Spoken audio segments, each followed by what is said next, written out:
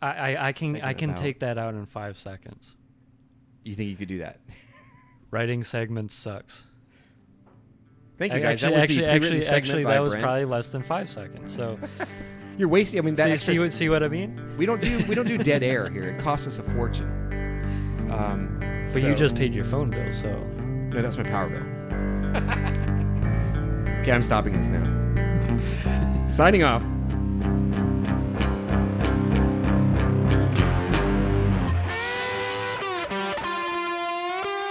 And welcome to Delusions of Automotive Grandeur. I have no idea why that clip was used to start this show.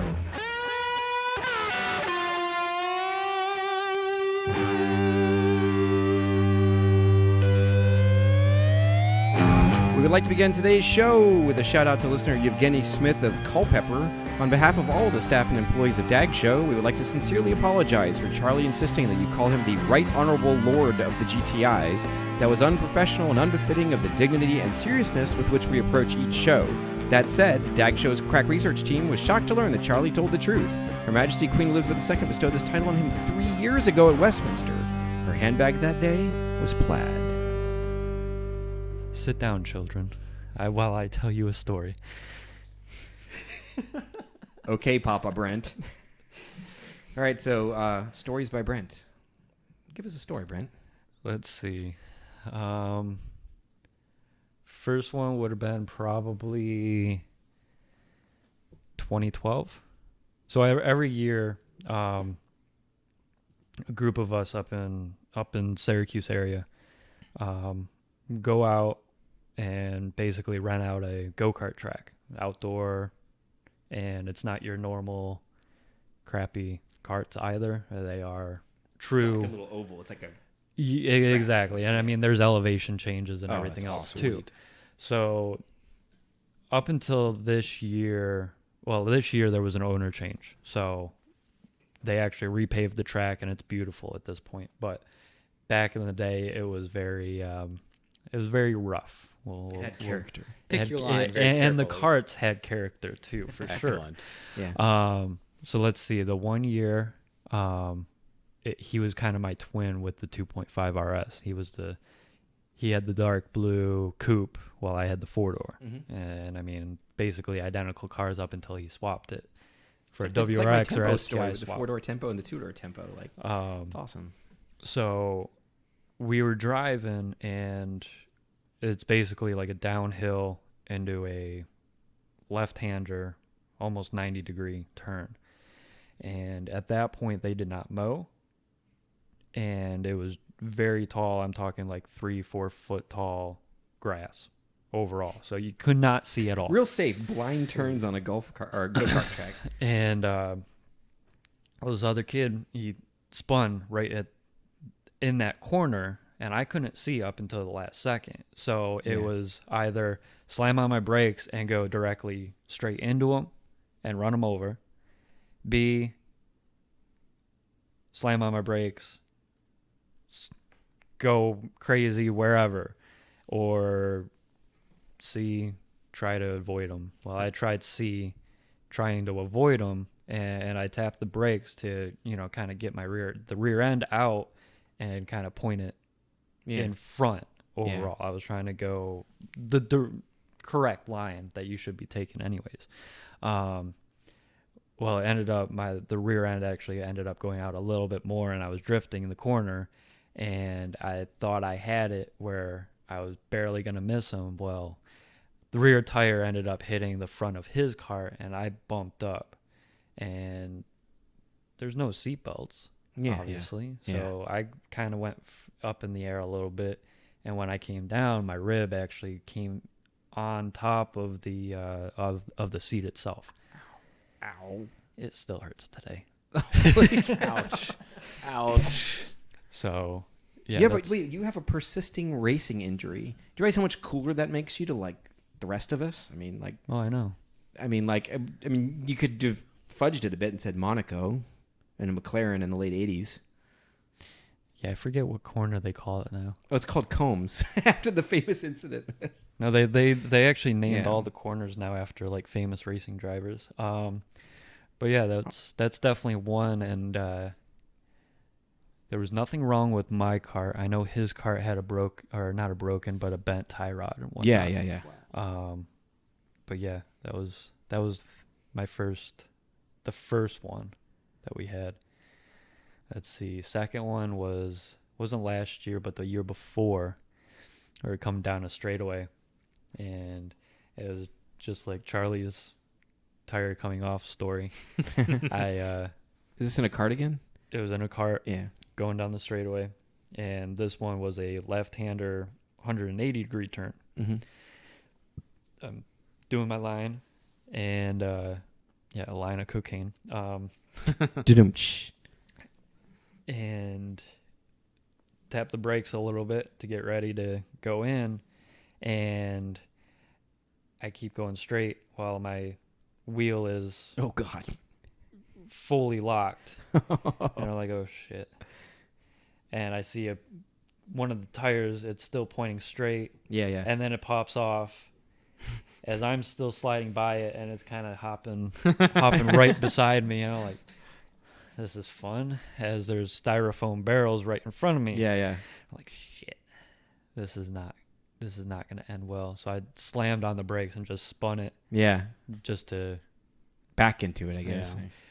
I'd rather have that than go straight forward. Yeah. Yes. So you have the seat to But push. I ended up Yeah. scrubbing enough speed where I didn't even actually go into... I was probably about 5 feet away See, from it. I'm sorry. Like, I'm sensing out of this that, like, don't they say that all, like, proper race car drivers demonstrate, like, incredible, like, cart handling when they're doing go-karts? Like, maybe you should have been a race car driver, Brent. There's still time. I could have been. There's still time. I have other stories too, Oh, okay. Well, I like these fires. Let's save that for another fireside chat. I like these. I'm picturing I don't know if y'all saw this video a few years ago, but like where the car has come off or the wheel has come off a car and is rolling down the road, like on rolling down the track, and then it like hits a bump and it like somehow lands on top of the other tire. The other tires. Tire wall. And it Yeah. looks, Like it's just perfect. it's just like bouncing along, like do, and like there's this big corner with tire wall, and it just bounces and lands on top of it somehow. Like I'm just picturing that is what happened with your cartwheel. Well, when I ended up stopping, since I was still right off the side of the track, I got out, and everybody up, because it was my left side front tire that happened. So anybody up at the pits couldn't see, they just thought I spun out. Yeah. So I got out of the car, and they're like, waving me down saying, no, don't get out. Yeah. I'm like, I kind of have to, because I can't move. Yeah. Anyways. So I got out, and I grabbed the tire, and I hold it up. Trophy. And then they're like, oh. Someone. So what happened there? Did someone not fasten the wheel, or did the tie rod break, or Tie rod broke or something like that, where I ended up popping. you're just too out, hardcore of a driver, and just the metal just snapped. You in have fear. no idea. Ladies and gentlemen, that was a fireside chat by Brent. Thank you for tuning in.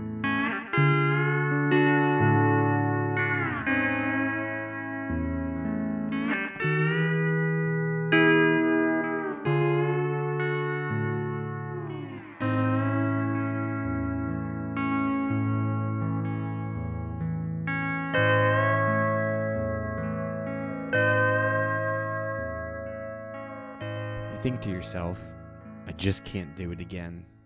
You wake up earlier than you want to.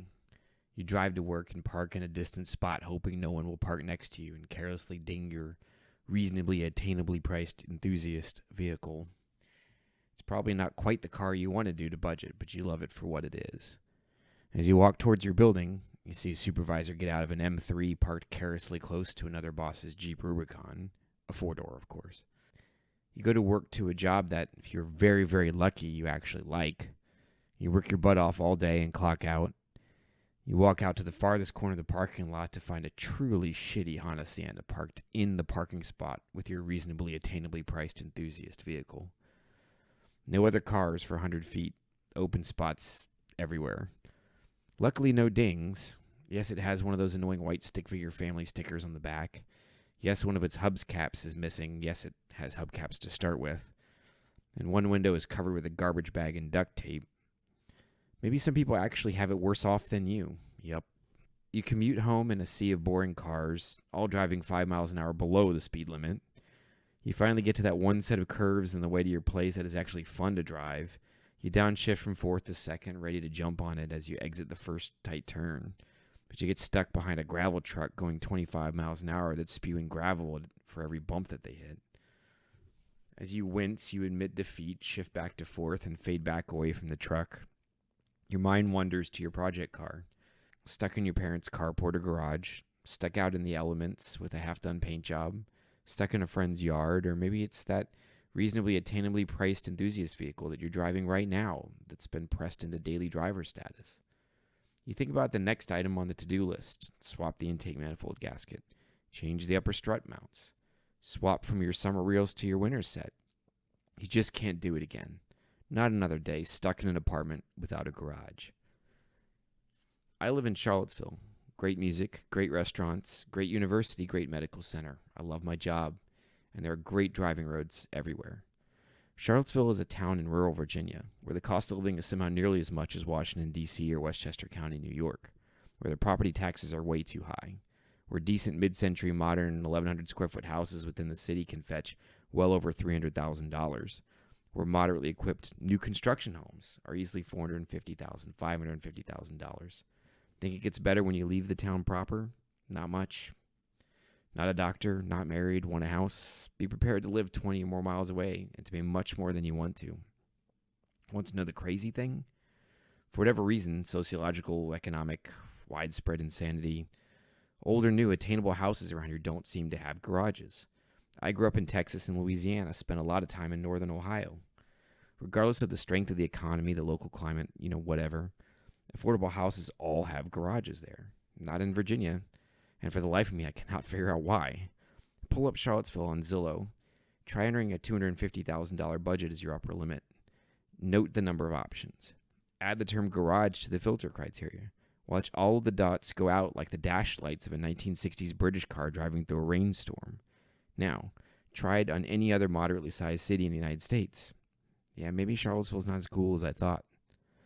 I had an apartment with a decent one-car garage. The monthly garage rent was about as much as a base new Ford Fiesta's note would be.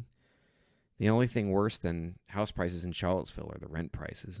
Inspired to stop paying rent and making a long story short, I bought a house. A little further out than I wanted, a little more expensive than I wanted, a little less garage than I wanted. I mean, really, you have to be a sadistic bastard to intentionally build a house with a one-car garage. Turns out it had a little more cracks in the foundation than I wanted too. Got my deposit back, but I lost my apartment with the garage because I'd already given notice. Crap. What do I do with my Mustang?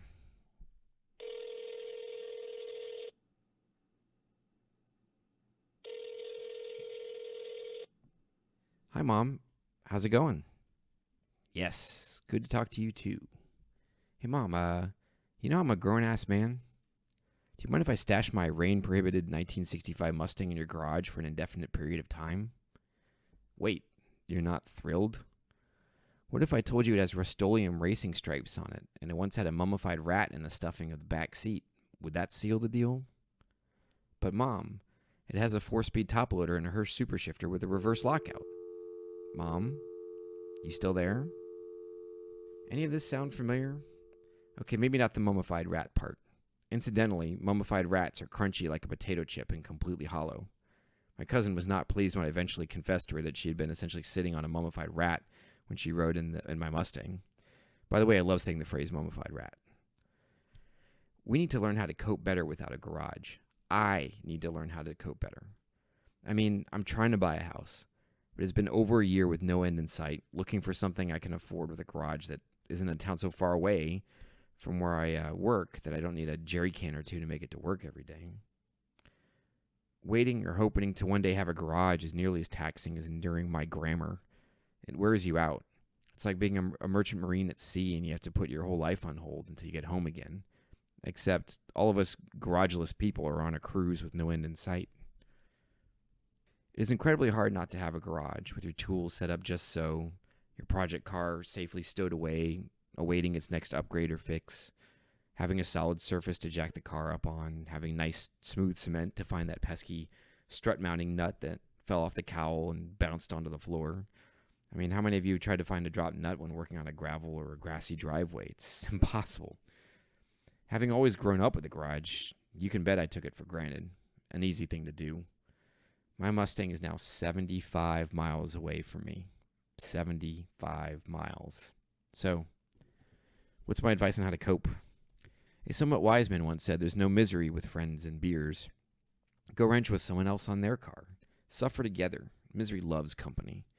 Charlie has a 1998 Volvo V70X C-Cross Country. It's Ferrari white. Okay, that's not actually a thing. He invited me over to hang out and wrench this past Saturday. The goal was to discuss and plan future Delusions of Automotive Grandeur shows. Yeah, believe it or not, this dog and pony show actually requires planning. Although based on the quality of this story so far, you may not believe that. I bet you can relate, though, when I tell you that the V70 is his better half's daily driver, which probably needed to be done by Monday for her to commute with.